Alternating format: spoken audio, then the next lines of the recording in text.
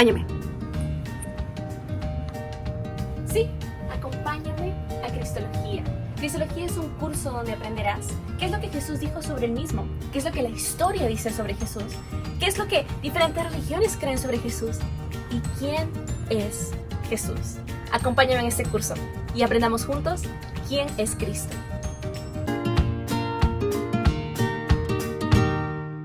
Vamos a tener 2 exámenes a 3 exámenes tipo parciales. Los estoy haciendo pequeños porque hay bastante información que hemos cubierto en las clases de Cristología. Vamos a tener un repaso el día de hoy en la clase y luego antes del examen también voy a hacer un repaso para que así recordemos. Entonces vamos a hablar, este examen va a ser desde la primera clase hasta los 3 roles de Jesús, que es profeta, rey y sacerdote. Sin más que esperar. Mostramos un clip de la Pasión de Cristo. Estuve viendo el día de ayer la Pasión de Cristo y es hermoso recordar a nuestro Señor. No hay nada más que purifique nuestra fe. Bueno, no sé, creo que encontrar ese momento donde podemos ver a Jesús y podemos recordar su crucifixión es un momento sagrado porque cuando recordamos por qué estamos haciendo lo que hacemos, por qué estamos yendo a estas clases, por qué estamos yendo a evangelizar, por qué estamos predicando, porque Él murió y Él resucitó. Ese es el centro de nuestra fe. El centro, lo llaman la piedra del ángulo es Cristo. Es importante que pongamos nuestros ojos en Jesús. Aquí hemos venido a ver a Jesús. Hemos venido a conocerlo a Él. Así que vamos a tener la revisión de la clase. Hoy vamos a tener la revisión y voy a compartir un documento. Déjenme compartirlo. Sí, voy a hacerlo en PDF. Entonces, van a ser 9 preguntas el primer examen. Voy a compartir esto, lo vamos a compartir en el WhatsApp, en la clase de Cristología. El número 1 son las 10 cosas que dijo Jesús. Eso lo hemos estudiado, lo hemos repasado, lo hemos vuelto a repasar y lo vamos a repasar otra vez, porque esas son nuestro fundamento de nuestra fe. Historiadores dicen quién es Jesús, tiene su comentario sobre Jesús. Gentes de otras religiones tienen sus comentarios sobre quién es Jesús. Pero Jesús mismo, Él habló sobre sí mismo. Jesús, Él tiene que decir sobre sí mismo. Y si a alguien le creemos, nosotros creemos las palabras de Jesús sobre sí mismo. Eso es lo que importa. Cuando hacemos una bibliografía o cuando hacemos una biografía a alguien, tenemos que atender a sus palabras. De la misma manera, esta clase nosotros empezamos, el primer pilar que hicimos en esta clase fue las 10 cosas que Jesús dijo sobre sí mismo. Entonces, entre las cosas es que Él era Dios, y no solamente Dios, sino que Él era Dios de los judíos. No sé si recuerdan. También que Él era rey, que Él era eterno, que Él vivía en el cielo. Entonces, esas 10 cosas van a tener que decírmelas, escribírmelas, número 1, número 2, número 3, número 4, número 5, número 6. Eso es un gran esfuerzo, por eso estoy haciendo solo 9 preguntas para el examen. Entonces, número 2, las herejías acerca de Jesús que siempre quieren venir a la iglesia tienen estas características. Esto lo habló el profesor Spiv de Ucrania. Él comentó que hay 2 herejías que siempre quieren venir a la iglesia, siempre están atacando a la iglesia, siempre le están atacando, de una u otra manera, muy silenciosas, muy abiertas, muy maquilladas, pero son 2. Número 1, niegan la divinidad de Jesús. Y número 2, niegan su humanidad de Jesús. Si recordamos la clase, Jesús es 100% humano y Jesús es 100% hombre y 100% Dios. Jesús es 100%. Esto fue un milagro, lo que Dios hizo, como Jesús vino, nació de una mujer virgen llamada María, y es 100% Dios y es 100% hombre. Y tenemos preguntas sobre cómo es que Jesús estuvo en la tierra y todo eso, y la Biblia dice que Él se despojó de su gloria. No dejó de ser Dios, pero Él decidió despojarse de sus privilegios divinos como Dios. O sea, de haber sido siempre Dios y haber sido todo omnipotente, Él decidió despojarse de ellos por voluntad propia. Entonces, Él caminó en esta tierra como 100% humano, pero Él siempre fue Dios. Su identidad nunca cambió. Jesús es Dios y es eterno. Desde Génesis hasta Apocalipsis vemos que Jesús ha estado en la Biblia. Lo hemos visto como el ángel de Jehová, que en sí no es un ángel, no estamos de acuerdo con la religión mormona, que dice que Jesús es un ángel. Jesús no es un ángel. Jesús dijo que Él era Dios. Y cuando dice el ángel de Jehová es porque lo hemos estudiado antes, que la palabra hebrea Malek Adonai. Malek es la palabra que lo han traducido como ángel, pero en sí significa mensajero. Vimos que en Apocalipsis también llaman ángeles a los pastores, porque lo tradujeron de la misma manera. Dijeron que los pastores de las iglesias eran ángeles, pero tú y yo sabemos que no porque somos ordenados como pastores, de pronto nos convertimos en ángeles, seres angelicales. No, lo que trataba de decir Apocalipsis eran que ellos son los mensajeros de Dios. Nuestros pastores son unos mensajeros de Dios, que todos los domingos nos dan un mensaje de la palabra de Dios, nos dan un mensaje que es lo que Dios está diciendo, ¿no? Entonces, hay dos cosas, dos, dos, dos proclamaciones falsas que vienen de herejías a la iglesia desde los inicios de la iglesia primitiva en estado. Número uno, niegan la divinidad de Jesús y número dos, niegan la humanidad de Jesús. Ahora, nosotros sabemos, es muy fácil. Si negamos la divinidad de Jesús, Jesús no puede salvar. Eso es sencillo, ¿no? Eso lo sabemos. ¿Cómo vas a decir que Jesús no es Dios? Si Jesús no es Dios, ¿cómo ha podido salvar al mundo? ¿Cómo puede tener tanto? Porque Jesús dijo, para que vean que el hombre, no sé si se acuerdan en el Evangelio que dijo que el Hijo del Hombre puede perdonar los pecados. Y le dijo, tus pecados te son perdonados. Solamente eso lo puede hacer Dios. Y fue increíble cuando Jesús mostró, yo soy Dios. Entonces, descartar la divinidad de Jesús, nosotros sabemos la consecuencia inmediata, obviamente. Pero ¿qué pasa si negamos la humanidad de Jesús? Lo que podemos ver que muchas herejías han estado nombrando esto. Si Jesús no fue 100% humano, no podemos ser como Él. Y si Jesús hizo sus milagros como Dios, entonces no podemos obedecer su mandamiento de la gran comisión. En conclusión, no podemos ser como Él. Entonces estudiamos que la herejía bueno, Jesús no fue 100% hombre, no sé si han escuchado, que dicen, Jesús no fue 100% hombre, Jesús hizo los milagros porque era Dios. Si como cristianos negamos que Jesús era 100% hombre, que los evangelios, más que todo específicamente el evangelio de Lucas, que lo hemos estudiado con claridad en el centro bíblico, muestra la humanidad de Jesús. Si Jesús no fue 100% hombre, significa que Jesús nos dio la gran comisión por gusto, nos dio la gran comisión en vano, porque significa que nosotros no podemos hacer las obras de Jesús, porque Jesús es Dios. Si Él las hizo como Dios, ¿quién somos nosotros para tratar de hacer esas obras? Sin embargo, Jesús, siendo 100% hombre, porque Él se despojó de sus privilegios divinos, lo dice en Filipenses, se despojó de ser Dios, se despojó, es decir, de sus privilegios divinos, sigue siendo Dios, siguió siendo Dios en su identidad, pero al despojarse, Él mostró lo que una persona que está en correcta relación con Dios y constante comunicación con Dios puede hacer en esta tierra. Y Jesús les dijo a sus discípulos, ustedes harán mayores obras de las que yo he hecho en esta tierra porque yo voy al Padre. ¿Qué es lo que quiso decir? Porque yo soy 100% hombre, porque yo les he mostrado lo que un hombre puede hacer con una correcta relación con Dios y comunicación con Dios, ustedes aún van a hacer obras aún mayores, porque yo voy al Padre. Entonces, si descartamos que Jesús es y caminó en esta tierra como 100% humano, descartamos la habilidad de la iglesia de cumplir la gran comisión. Entonces, recordemos eso. Esta herejía habla de que Jesús no fue 100% humano, que no podemos ser como Jesús, y dijo, mayores obras que yo hice, ustedes harán. Y ahora, luego que Jesús dijo, porque yo voy al Padre. ¿Por qué Jesús dijo, porque yo voy al Padre?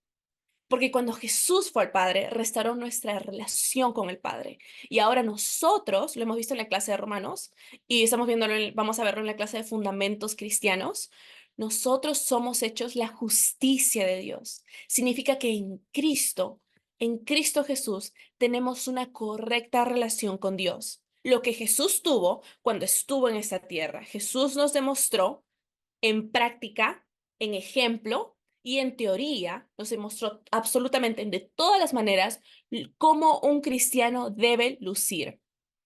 Y Jesús dijo, mayores obras que yo hice, ustedes harán. Entonces, la pregunta que va a haber en el examen es, ¿qué pasaría si Jesús no es 100% humano? No, en conclusión, no podemos ser como Él. No podemos cumplir la gran comisión. No podríamos tener una vida cristiana exitosa.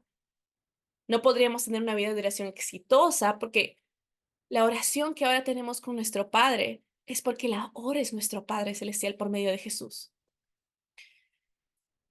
Ok, esa es la pregunta 3. Vamos a la pregunta 4. Un poquito más abajo del documento. Entonces, otra forma en que la Biblia habla de Jesús como Dios es aplicando a Jesús en el Nuevo Testamento. Títulos que se usan de Dios en el Antiguo Testamento. Elige cuál de los dados de acá, tenemos del 1 al 8. Entonces, el 1 al 8, el número 4, la pregunta número 4. Entonces, Jesús mismo dijo que él era Dios. Eso lo vemos en la primera pregunta cuando las 10 cosas que Jesús dijo sobre sí mismo. Pero en la pregunta 4, estamos preguntándoles cuáles son las 8 cosas que el Nuevo Testamento nombra a Jesús y que demuestra que Él es Dios. ¿Cómo hizo esto? Lo que hicieron fue esto. En el Antiguo Testamento nos muestran que Dios es el primero y el último. Nos muestran que Dios, Jehová, es la luz. Nos muestran, porque dijo, tú eres mi luz y mi salvación, muestran que Él es la roca, que Él es el esposo o el novio, muestran que Él es el pastor, que Jehová es pastor, redentor, salvador y Señor de gloria. Y en el Nuevo Testamento, para confirmar aún más de lo que Jesús mismo confirmó su deidad, que Él es Dios, lo que hicieron fue que ellos nombraron a Jesús con los títulos que Dios tuvo en el Antiguo Testamento. Es decir, si dicen, por ejemplo, Claudia, si dicen, no, Claudia es, digamos, Claudia es la roca, Claudia es la roca, Claudia es la roca. Y luego dicen, como la roca. Entonces dicen, te estás refiriendo a Claudia, porque Claudia es la roca. De la misma manera lo hicieron con Jesús. Yo no soy la roca, pero es un ejemplo. Lo que hicieron fue, Jehová es nuestra roca, Jehová es nuestra roca, Jehová es nuestra roca. Y cuando Jesús vino al Nuevo Testamento, dicen, Jesús es la roca. Entonces, por debida conclusión, Jesús es Dios. Entonces, con estas 8 cosas, el Nuevo Testamento reafirmó y reafirma que Jesús es Dios. Entonces, lo que va a haber en el examen es que van a tener opciones y van a tener que elegir. Digamos que les doy 3 que no son y les doy 1 que es. Entonces, ustedes tienen que decir, tienen que memorizarse los 8 y poder identificar cuál de esos títulos, porque esos son 8 títulos que el Nuevo Testamento le otorgó a Jesús para reafirmar su deidad. Vamos al número 5. Existen 2 escrituras en las epístolas de Pablo que prueban que la deidad de Jesús no fue un invento de la Iglesia Católica. Como sabemos, muchos sostienen que probablemente dicen esto sin sustento histórico ni literario. Dicen que la Iglesia Católica inventó que Jesús es Dios. Esto es completamente falso, porque desde los inicios de la Iglesia primitiva, desde los inicios de la Iglesia, vemos cómo el apóstol Pablo en sus cartas a las iglesias muestra que Jesús es Dios y proclama a Jesús como Dios. Entonces ustedes van a tener que elegir las 2 escrituras que muestran que Jesús es Dios y que esta revelación no fue creada por la Iglesia Católica, provino desde la Iglesia primitiva. Y las 2 escrituras son Romanos 9:5 y Primera de Corintios capítulo 8, versículo 6. Se hace preguntas de, dígame la definición, cuál es la definición y cuáles eran los roles, mejor dicho, cuáles eran los roles de un profeta, de un sacerdote y de un rey. Esta clase también lo hicimos junto con el profesor Spiv de Ucrania. Lo vimos sobre los roles como sacerdote, como rey y como profeta. Entonces vayamos rapidito a la diapositiva 4. El llamado de profeta en el Antiguo Testamento, el profeta era, el rol del profeta era proclamar la palabra de Dios. Él revelaba a Dios hablando la palabra de Dios. Él era valiente, audaz y estaba dispuesto a enfrentarse a toda una nación, si era necesario, para confrontar el pecado, ordenar el arrepentimiento y gritar la verdad. Y en consecuencia el profeta recibía fuertes reacciones de personas que lo amaban o lo odiaban. Esto se debía a que las palabras del profeta llevaban a los arrepentidos al quebrantamiento y a los impenitentes a la dureza del corazón. Y compartí una frase, eso no va a venir en el examen, pero es una frase muy interesante de los puritanos que dice: el mismo sol que derrite el hielo endurece el barro. Entonces, ¿cuál era el rol de un profeta en el Antiguo Testamento? Número 1, él proclamaba la palabra de Dios. Número 2, si era necesario, tenía que confrontar el pecado, ordenar el arrepentimiento y gritar la verdad de Dios. Esas tres cosas se tendrían que aprender. Él confrontaba el pecado, un profeta proclamaba la palabra de Dios y la palabra de Dios confrontaba el pecado, ordenaba el arrepentimiento y gritaba la verdad de Dios. Si ustedes recuerdan, vemos que Jesús tomó como un oficio de profeta. Él tomó como un oficio, él es Dios y Mesías, pero él tomó como un oficio profeta porque él llamó al pueblo de Israel a un arrepentimiento. Así recuerdan, cuando él fue a Jerusalén, lo que hizo fue ir al templo y él volcó las mesas y dijo: esto es una cueva de ladrones. Entonces lo que hizo fue, los llamó al arrepentimiento y dijo: destruyan el templo y en 3 días lo levantaré. Él estaba llamando al arrepentimiento a los judíos. Entonces vamos al rol del sacerdote. El llamado de un sacerdote en el Antiguo Testamento. Si recordamos, el sacerdote se interponía entre Dios y el pueblo. O sea, el sacerdote lo que hacía era, iba a Dios y hablaba lo que el pueblo necesitaba. Era el representante del pueblo. Entonces tenía contacto con Dios. Y luego iba al pueblo y representaba a Dios al pueblo. O sea, les decía: esto es lo que Dios dice. Entonces, en sí, un sacerdote era un intermediario entre Dios y el pueblo. Él llevaba esperanzas, entonces un sacerdote era muy conocido porque, número 1, el sacerdote sí tenía contacto con Dios, el sacerdote hablaba con Dios, Dios le hablaba al sacerdote para que le hable al pueblo. Pero también uno de los labores del sacerdote era ir donde el pueblo y escucharlos.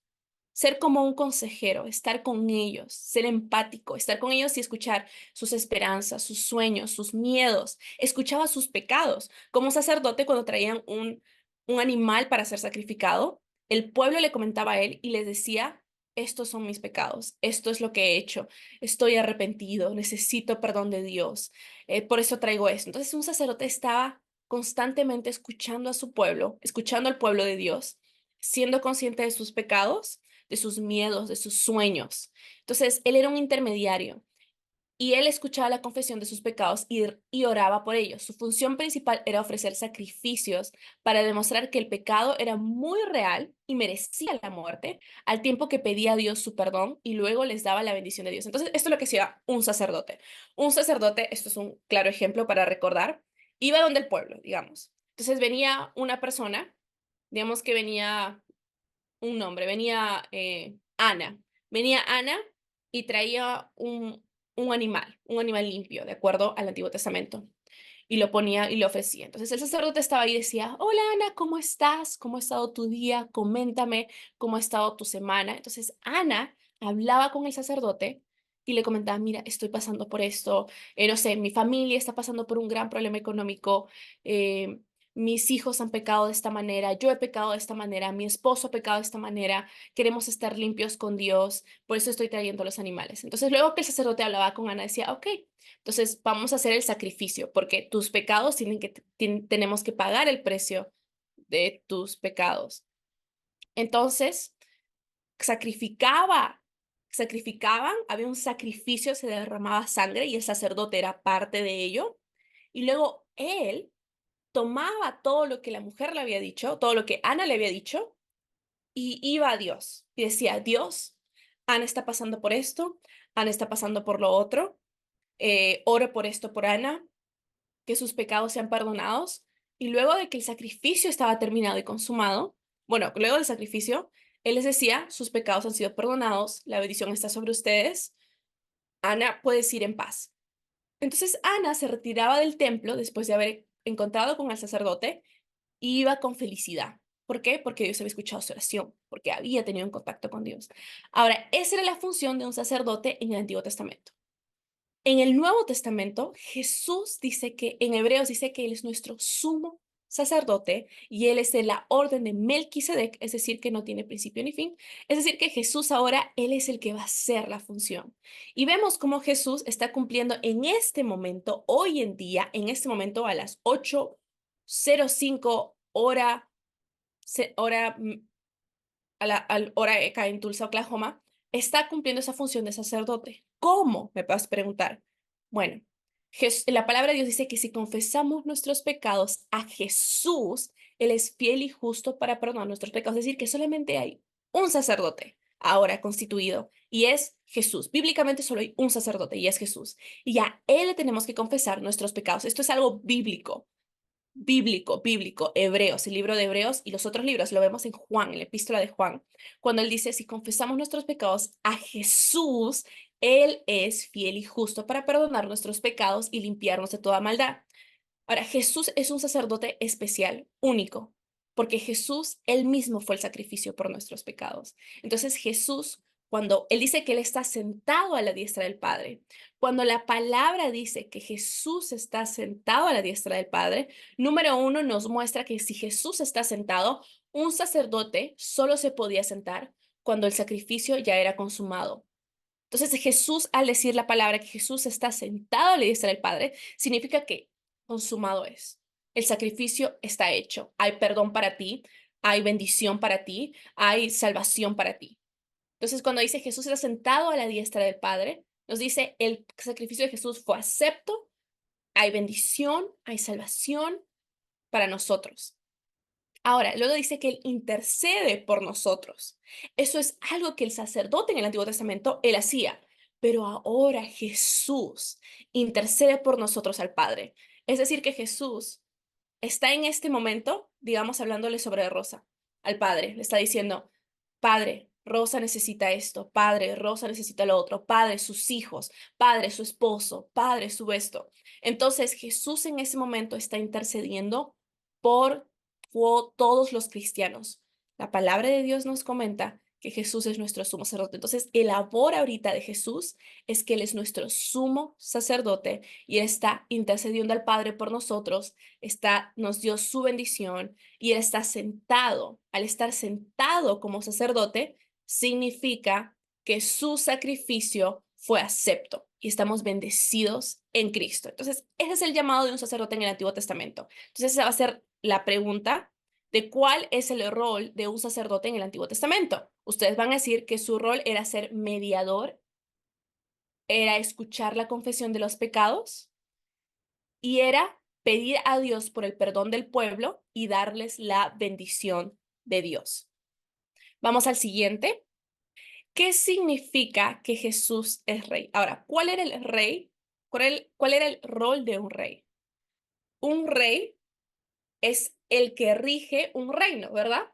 Entonces, un rey tiene la última palabra en nuestras decisiones. Si un rey decía, yo quiero esa casa que queda al lado de tal lugar, le pertenecía al rey, porque todo le pertenece al rey, porque es su reino.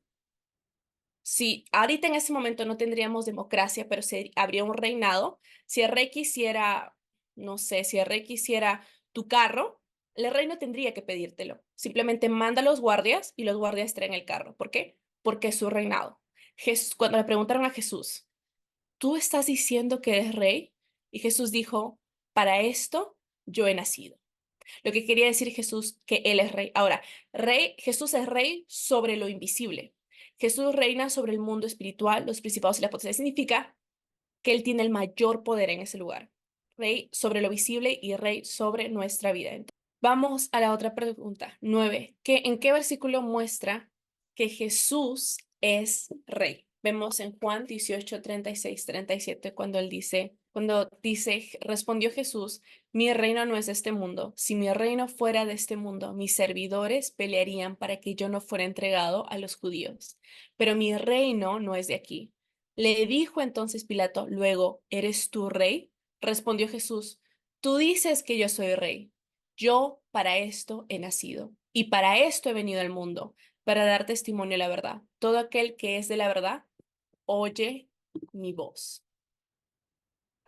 Es muy interesante esto, muestra cómo Jesús es rey. Entonces, en la pregunta 9, vamos a decir en qué versículo muestra que Jesús es rey. Y ustedes tienen que elegir Juan 18, versículo 36 al 37. Entonces, como ven, este primer examen parcial va a ser más van a ser 2 preguntas sobre versículos bíblicos y las demás van a ser sobre los títulos que Jesús tuvo y todo ello. Así que este sería el repaso de la clase de Cristología.